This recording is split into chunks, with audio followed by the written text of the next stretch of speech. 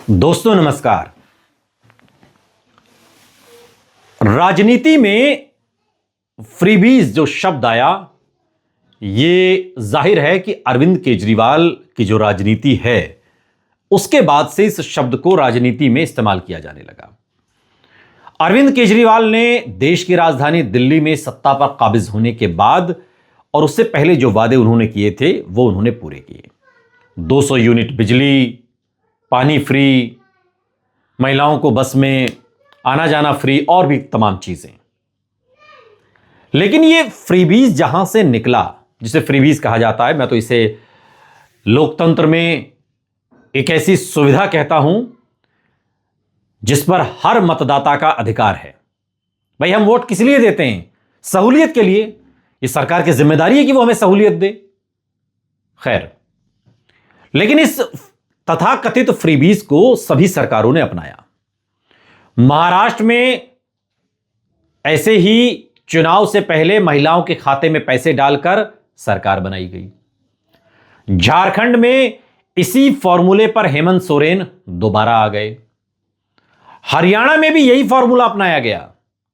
और तो और 20 सालों से बिहार की सत्ता पर काबिज नीतीश कुमार भी लग रहा था कि अब गए तब गए, राजनीतिक तौर पर ढलान पर हैं। लेकिन वही नीतीश कुमार अगर इतने ताकतवर होकर सामने आए हैं तो उसके पीछे भी वही महिला मतदाता हैं जिनके खाते में ठीक चुनाव से पहले पैसा गया। और अब यही पैंतरा अखिलेश यादव ने अपना लिया है। अखिलेश यादव ने साफ तौर पर कह दिया है कि हमारी सरकार आई तो महिलाओं के खाते में 40,000 रुपए सालाना दिए जाएंगे। सालाना 40,000 रुपए। भाई, जब इसी तरीके से वोट हासिल करने हैं, मैं सिर्फ अखिलेश यादव की बात नहीं कर रहा, ये तो तमाम चुनावों से इन्होंने तो सीखा और सबक लिया, बहुत अच्छा भी किया, मैं तो ये कहता हूं। लेकिन सबक तो योगी आदित्यनाथ ने भी लिया होगा। हो सकता है वो चुनाव से पहले 50-50 हजार रुपए महिलाओं के खाते में डाल दें। एक बात। दूसरी ये कि अब चुनाव जिस तरीके से देश में हो रहे हैं, राज्यों में, वो पैसों के बल पर हो रहे हैं। पैसा फेंको और उसके बाद तमाशा देखो। उत्तर प्रदेश के विधानसभा चुनाव में अगर 40,000 रुपए सभी महिलाओं को देने का वादा अखिलेश यादव ने किया है तो अब आने वाले समय में आप इसमें बाकी राजनीतिक दलों के मुखारविंद से 10-5 हजार की बढ़ोतरी ही देखेंगे। सवाल यह नहीं है कि महिलाओं के खाते में पैसे डाले जा रहे हैं, क्यों डाले जा रहे हैं, डाले जाने चाहिए या नहीं डालने जाने चाहिए। सवाल यह है कि हमारे देश में राजनीति का स्तर अब क्या वोट खरीदने तक आ गया है क्या? भाई, बिहार में तो यही कहा गया ना कि महिलाओं के खाते में पैसा डाल के उनके वोट खरीदे गए। वोट चोरी से वोट खरीद तक पहुंचे अगर हम हैं तो क्या मानकर चले कि अखिलेश यादव जो 40-40 हजार रुपए महिलाओं के खाते में डालने की बात कर रहे हैं वो एक मास्टर स्ट्रोक है और उसकी काट किसी के पास नहीं है। बीजेपी अगर इस चीज को लागू करती है तो बीजेपी को यह बताना होगा कि बीते 10 वर्षों में उन्होंने ऐसा क्यों नहीं किया। समाजवादी पार्टी उन पर यह भी आरोप लगाएगी कि जो बातें हम कह रहे हैं, जो नीतियां हमारी हैं, जो प्लान हमारा है, जो एजेंडा हमारा है, जिसे हम घोषणा पत्र में डालने वाले हैं, आप वही फॉलो करने के लिए बैठे हैं क्या? उत्तर प्रदेश की राजनीति समाजवादी पार्टी के एंगल से अभी थोड़ा बिखरी हुई है, जिसे अखिलेश यादव को एकजुट करना है। कई छोटे छोटे दल हैं जो अलग अलग लड़ रहे हैं, जिनको बड़ा दिल दिखाते हुए 403 विधानसभा सीटें हैं उत्तर प्रदेश में।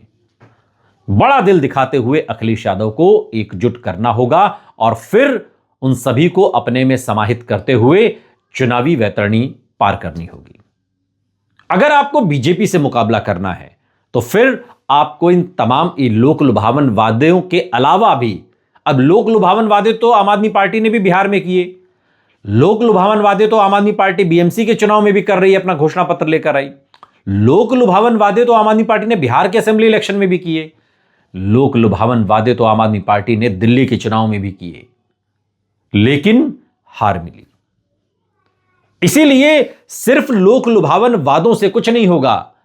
मसला यह है कि जब मैं बिहार गया था, आपको बता दूं, तो हमने यही कहा कि भाई नीतीश कुमार तो 10-10 हजार रुपया दे रहे हैं, तेजस्वी यादव तो कहते हैं हम आएंगे तो और ज्यादा देंगे।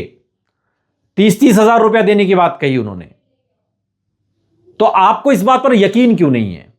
तो बिहार के लोगों ने जो कहा उसको आप समझिए। उनका कहना था कि साहब वो तो वादा कर रहे हैं, इन्होंने तो दे दिया। यही फर्क है अखिलेश यादव और योगी आदित्यनाथ में। योगी आदित्यनाथ हुकूमत में हैं, सत्ता है उनके पास, सत्ता की ताकत है, या यूं कहिए खजाने की चाबी उनके पास है। जिसके पास चाबी होती है, जिसकी लाठी होती है, भैंस उसी की होती है। तो अखिलेश यादव पर भरोसा क्यों करेंगे?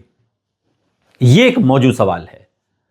यह होगा ना कि भाई योगी आदित्यनाथ ने तो दे दिया, मान लो इसी आइडिया के सहारे वो दे दें, योगी आदित्यनाथ ने तो दे दिया, अखिलेश यादव कब देंगे? तब देंगे। इसीलिए मैं बार बार कहता हूं, अगर अखिलेश यादव को समाजवादी पार्टी से अगर बीजेपी से मुकाबला करना है तो बाकी सभी दलों को एकजुट करना होगा, चाहे वो आम आदमी पार्टी हो, चाहे AIMIM हो, चाहे आजाद समाज पार्टी हो, चाहे पीस पार्टी हो, चाहे ओलामा काउंसिल हो, या फिर और जो छोटे छोटे दल हैं। इन सभी लोगों को एकजुट करना होगा। और अगर आप एकजुट नहीं करते हैं तो फिर इसका खामियाजा भी आपको उठाना होगा। पिछले विधानसभा चुनाव में कई ऐसी सीटें रहीं जहां पर AIMIM की वजह से समाजवादी पार्टी हारी। भाई ठीक है, आपका बहुजन समाज पार्टी से विधानसभा में समझौता नहीं हो सकता, वो भी एक बड़ा दल है, बेशक उनकी संख्या सीटों के लिहाज से एक है, लेकिन दल तो बड़ा है। पिछले चुनाव में भी 12% का वोट शेयर था, 32% से ज्यादा का वोट शेयर समाजवादी पार्टी का था, 41% का वोट शेयर बीजेपी का था। अपनी स्थापना के बाद से सबसे ज्यादा वोट पिछले चुनाव में अखिलेश यादव को मिला, लेकिन सत्ता से कोसों दूर। इसलिए अगर आपको सत्ता के करीब जाना है तो इन सभी लोगों को एकजुट करना होगा। ये लोक लुभावन वादे तो अच्छी बात है, लेकिन आप देंगे तो तब ना जब सत्ता में आएंगे। सत्ता ही नहीं रहेगी तो करेंगे क्या?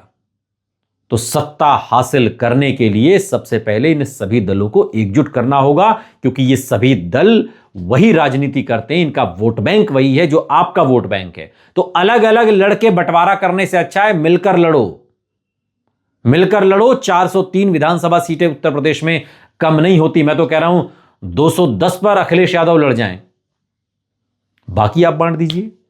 तो दिल थोड़ा सा बड़ा कर दिखाना होगा और कलेजा थोड़ा सा कड़ा करना होगा, तभी आप बीजेपी से उत्तर प्रदेश में मुकाबला कर सकते हैं।